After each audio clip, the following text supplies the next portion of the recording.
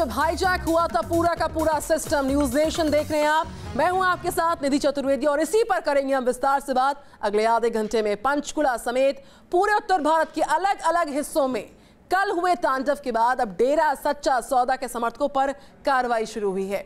Police ने डेरा समर्थकों पर छापे मारे, बड़ी तादाद में लाठी डंडे बरामद हुए हैं। साथ ही साथ कुछ समर्थकों से ऑटोमेटिक हथियार भी बरामद हुए और इस बरामदगी के बाद कुछ तबकों में ये सवाल उठा कि क्या डेरा समर्थक फैसले से पहले ही कुछ करने के लिए तैयार हो गए थे? आखिर क्यों किसी को कोई खबर नहीं लगी और कैसे पूरे सिस्टम को हाईजैक किया गया?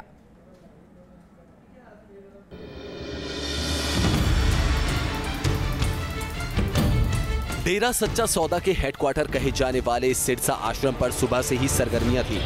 सेना ने डेरा सच्चा सौदा के परिसर को घेरा तो पुलिस बल पूरे सिरसा में फैला हुआ था। सेना ने फ्लैग मार्च कर हालात काबू में कर लिए थे और जब तलाशी अभियान शुरू हुआ तो लोगों की आंखें फटी की फटी रह गई। डेरा सच्चा सौदा के नजदीक पुलिस ने एक शख्स से AK-47 और एक रिवॉल्वर बरामद किए। पकड़े गए शख्स से कारतूस और मैगजीन भी बरामद की गई। ये बरामदगी होते ही पुलिस चौकन्नी हो गई और पूरे सिरसा में गश्त बढ़ा दी गई। सिरसा में सेना ने मोर्चा संभाल लिया है। तस्वीरें आपको सिरसा शहर की दिखा रहे हैं जहां पर आर्मी लगातार फ्लैग मार्च कर रही है। एक भरोसे की तस्वीर लोगों में लगातार पैदा की जा रही है कि हालात जो हैं अब वो काबू में हैं। इस तरह के जो फ्लैग मार्च हैं लगातार किए जा रहे हैं। सुरक्षा बलों ने मोर्चा संभाल लिया है और बड़े स्तर पर अगर कहें तो सेना के जवान जो हैं वो तैनात कर दिए गए हैं। सिरसा शहर की जो ये तस्वीरें हैं, लगातार आला अधिकारी जो हैं, चाहे वो आर्मी के हों, राज्य पुलिस बल के हों या फिर RAF के हों, वो लगातार मुआयना कर रहे हैं और साथ ही साथ फ्लैग मार्च जो है वो भी लगातार चल रहा है। सिरसा शहर में अभी फिलहाल जो है कर्फ्यू भी लगा हुआ है।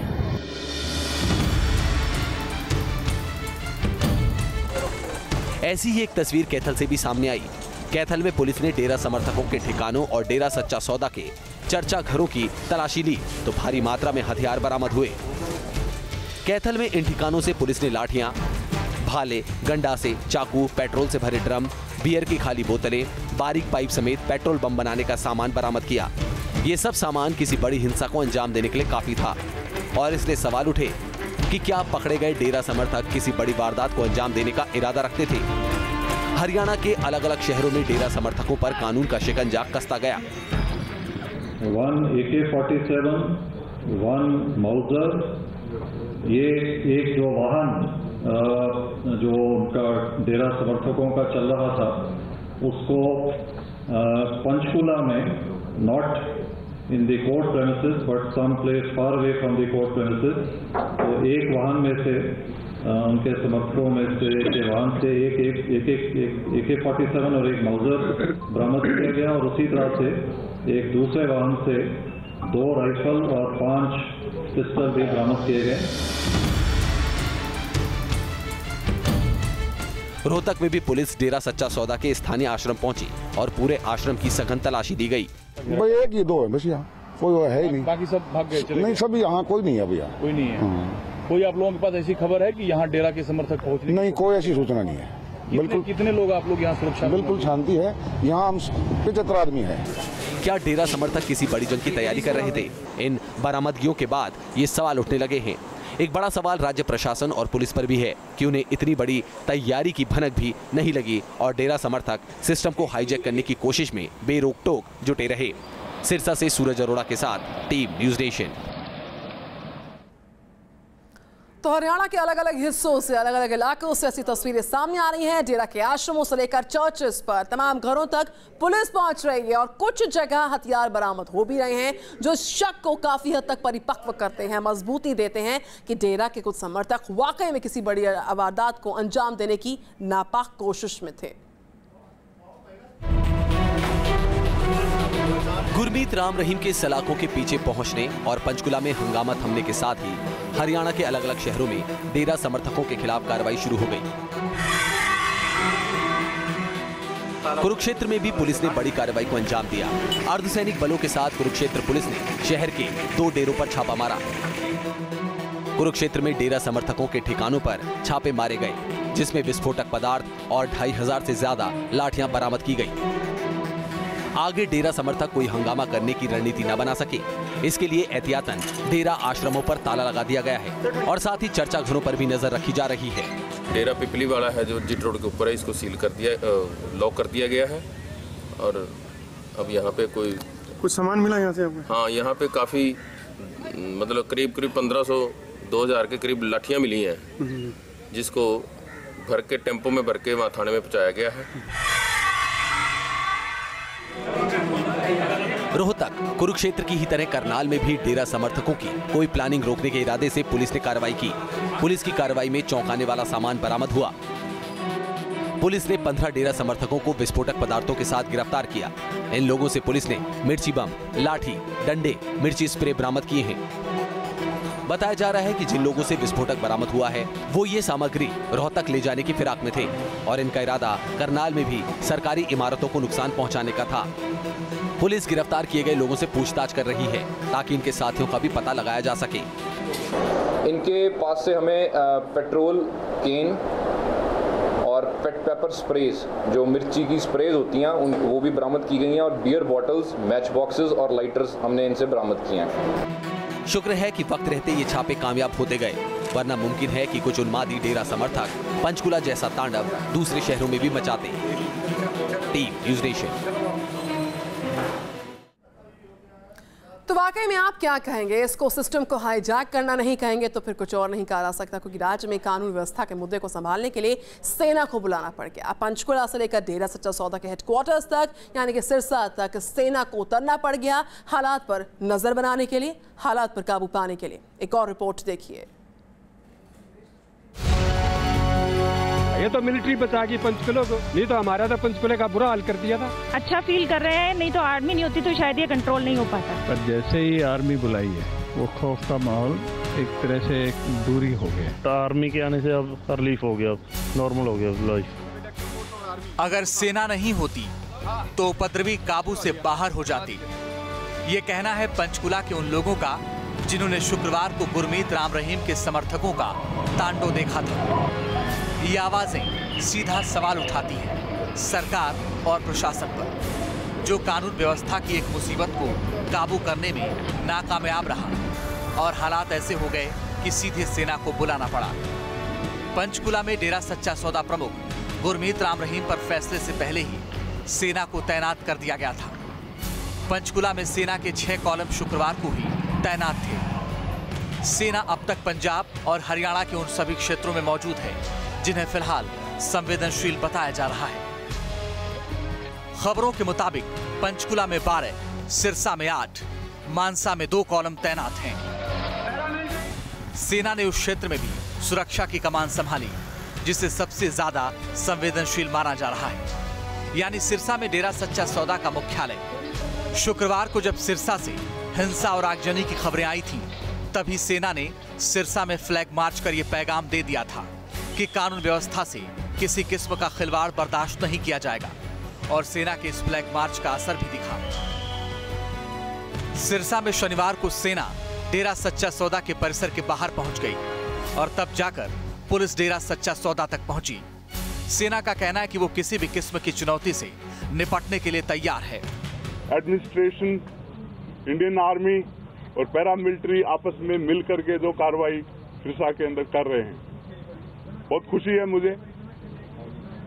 जो मैंने देखा, सबसे बढ़िया बात मेरे को लगी कि आपस में इतना अच्छा तालमेल, इतना संपर्क, एक जॉइंट ऑपरेशंस रूम जो हमने बनाया है और जिस तरीके से एक दिशा में कार्रवाई हो रही है, बहुत अच्छे और बहुत ही सेटिस्फैक्शन के जो है बहुत ही ऊंचे दर्जे में मैं उसको बोल सकता हूं। सेना के साथ ही अर्धसैनिक बल भी मोर्चा संभाले हुए हैं। सिरसा में रैपिड एक्शन फोर्स भी मौजूद है जो पुलिस को कदम कदम पर सहयोग दे रही है। फोर्स के अधिकारियों के मुताबिक जवान किसी भी किस्म की गुस्ताखी का जवाब देने के लिए तैयार हैं। भरोसा तो शहर में चल रहा है, आप किसी से भी पूछ लीजिए। तो हाँ देने की बात, हाँ नहीं तो वहाँ अपने लोग जो नॉर्मल लोग अपने वॉल्यूशन से बैठे हैं, तो ऐसा कोई there is absolutely no issue. बाकी जिन्होंने भी लॉ तोड़ा उनके खिलाफ हम सख्त कार्रवाई करेंगे, किसी को छोड़ेंगे नहीं। सेना और अर्धसैनिक बल अपने अपने मोर्चे पर डटे हैं, लेकिन बड़ा सवाल ये है कि आखिर सेना को बुलाने की जरूरत क्यों पड़ी। अगर पहले ही राज्य पुलिस और प्रशासन सतर्क रहते तो शायद यूं सेना को मैदान में न उतारना पड़ता। Team news nation. तो पंजाब के मलोट में भी डेरा समर्थकों से हथियार बरामद हुए हैं। मलोट पुलिस ने कुछ डेरा समर्थकों को बाकायदा गिरफ्तार किया, जिसे पेट्रोल बम मिला है। पुलिस के मुताबिक इन लोगों के पास तकरीबन 20 पेट्रोल बम्स हैं। ये बम किस लिए बनाए गए थे, बड़ा सवाल है। कहां ले जाए जा रहे थे, ये भी बड़ा सवाल है। पुलिस लगातार मामले की पड़ताल कर रही है। तो तस्वीरें आपके सामने।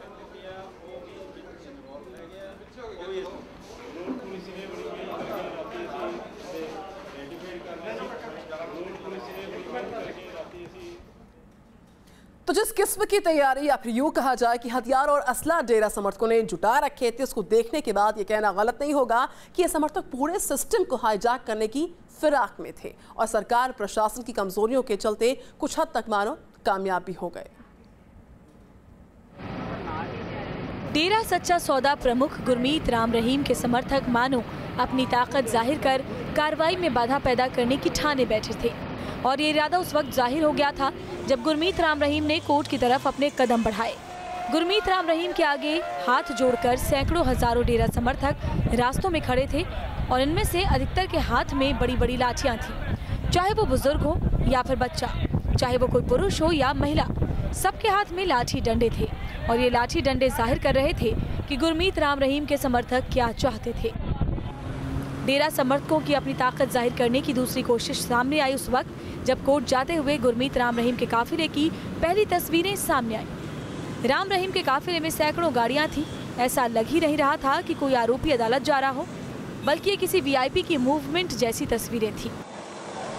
एक साथ सैकड़ों गाड़ियां निकली और पुलिस प्रशासन मूक दर्शक बना देखता रहा, जो सिस्टम की नाकामी को दिखाता है और शायद इसी नाकामी या यूं कहें कि कमजोरी के चलते डेरा समर्थक इस सिस्टम को हाईजैक करने में कामयाब रहे। डेरा समर्थक एक लंबे दौर की तैयारी करके आए थे। जब पंचकूला में हिंसा खत्म होने के बाद डेरा समर्थकों को हटाया गया तो पता चला कि वो अपने साथ खाने पीने का सामान भी लेकर आए थे।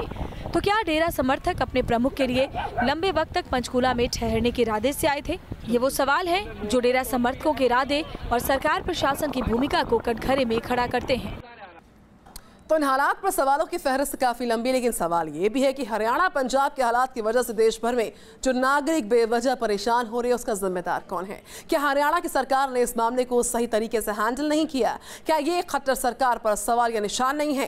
क्या प्रशासन ने जानबूझकर ढिलाई की है? आखिर ऐसे हालात बने कैसे जिसका खामियाजा हमने, आपने, हर किसी ने भुगता? हरियाणा में गाड़ियां सुलग रही थीं और तपिश राजधानी दिल्ली तक पहुंच रही थी। दूसरे शहरों के लोग पंचकुला में कयामत का मंजर बरपा रहे थे और पंचकुला के लोग डरे सहमे अपने घरों में दुबके थे। राम रहीम के समर्थक पंचकुला में इकट्ठे हो रहे थे और सरकार को बार बार अदालत आगाह कर रही थी। इस हिंसा और हंगामे से 4 दिन पहले से हरियाणा की सरकार से लेकर पुलिस तक ये भरोसा दिला रहे थे कि पंचकुला में सब कुछ काबू में रहेगा, लेकिन 25 अगस्त को फैसले के बाद जो कुछ हुआ उसका कोई जवाब सरकार को नहीं सूझ रहा था। कितने लोग मारे गए हैं, कितने लोग घायल हैं, ऑफिशियल फिगर्स क्या है? अभी लेटेस्ट आईजी साहब है। उस वक्त सीएम खट्टर देश को नहीं बता सके कि पंचकुला की तबाही में कितनी जान का नुकसान हुआ। सीएम साहब, आपको लगता है कि यहाँ पर उतने इंतजाम नहीं थे जितनी यहाँ पर लोग पहुँचे थे, जितनी पुलिस नहीं थी? आखिरकार 144 धारा का मतलब क्या हुआ? यहाँ पर अभी तक लेटेस्ट मुझे जो जानकारी दी गई थी वो 15 लोगों की है, लेकिन कुछ शंका ऐसी भी बताई जा रही है 22 डेड बॉडी मिली है। तो मैं आपकी बात को मान करके 22 लोग यहाँ और एक बॉडी सिरसा में भी इस प्रकार की मिली है। सीएम खट्टर से प्रशासनिक इंतजामों में चूक पर फिर अगला सवाल पूछा गया। क्या तैयारियां पूरी थी हरियाणा सरकार की या फिर तैयारियों की कमी रह गई? हरियाणा सरकार ने बहुत तैयारियां कर रखी थी, पूरी तैयारियां थी। अब चूंकि एक बहुत बड़ा मॉब था। सीएम खट्टर के जवाबों से जाहिर होता है कि राम रहीम के मामले में सरकार से चूक तो जरूर हुई है। अब वो चूक किस स्तर पर और कैसे हुई, इसकी जवाबदेही तय करने की कोशिश हो रही है, जिसमें डीसीपी अशोक कुमार को सस्पेंड कर दिया गया है। हालांकि सूबे के डीजीपी नहीं मानते कि पुलिस के इंतजाम में कोई चूक हुई। पुलिस के ऊपर मैंने कल खुद स्वयं, मेरा गला भी बैठा हुआ है, कल मैंने स्वयं इस ऑपरेशन को लीड किया और 3 घंटे के अंदर हमने पूरे पंचकुला के डीसी को सारी पुलिस आपकी छोड़ के भाग गई बीच में। किसी भी जगह से हरियाणा पुलिस भागी नहीं है और पूरा ऑपरेशन सख्ती के साथ और संयम के साथ पुलिस ने किया है। पुलिस और प्रशासन पंचकुला के हालात को देखकर लापरवाही के आरोपों से इनकार कर रहे हैं, लेकिन पंचकुला की जनता सरकार से लेकर प्रशासन पर सवाल खड़े कर रही है। खट्टर सरकार ने या किसी ने भी, पुलिस वालों ने हमारे को कोई प्रोटेक्शन नहीं दिया, कोई कुछ नहीं दिया। और खट्टर को तो बिल्कुल निकाल देना चाहिए यहाँ से, बिल्कुल भी। उस समय डर का हाई कोर्ट का ऑर्डर नहीं मान रहा है, रात को 12:30 बजे क्यों बैठने दिया यहाँ मूव को? निकाल देते तो ये पंचकुला नहीं जलना था, कुछ नुकसान नहीं होना था। पुलिस आई नहीं है, पुलिस नहीं आई है, कहीं दिखाई नहीं। हाँ, फायर ब्रिगेड आई है 1.5 घंटे बाद। 1.5 घंटे बाद आप लगातार फोन कर रहे थे? हाँ, हम लगातार फोन कर रहे थे और हमने खुद वहाँ से टैंक ले आके हमने खुद अपने आप आग बुझाई है। जवाबदेही चाहे जिसकी भी हो, लेकिन 30 से ज्यादा लोगों ने जान गंवा दी, लाखों लोगों ने मुश्किलें झेली और करोड़ों का नुकसान हो गया। पंचकुला से धीरेन्द्र पुंडीर के साथ टीम न्यूज नेशन। तो ज्यादा न्यूज अपडेट्स के लिए आप लॉग इन कर सकते हैं न्यूज नेशन की वेबसाइट newsnation.in पर। बने रहिए न्यूज नेशन के साथ। वापस लौटेंगे दोपहर 1 बजे की बड़ी खबरों के साथ।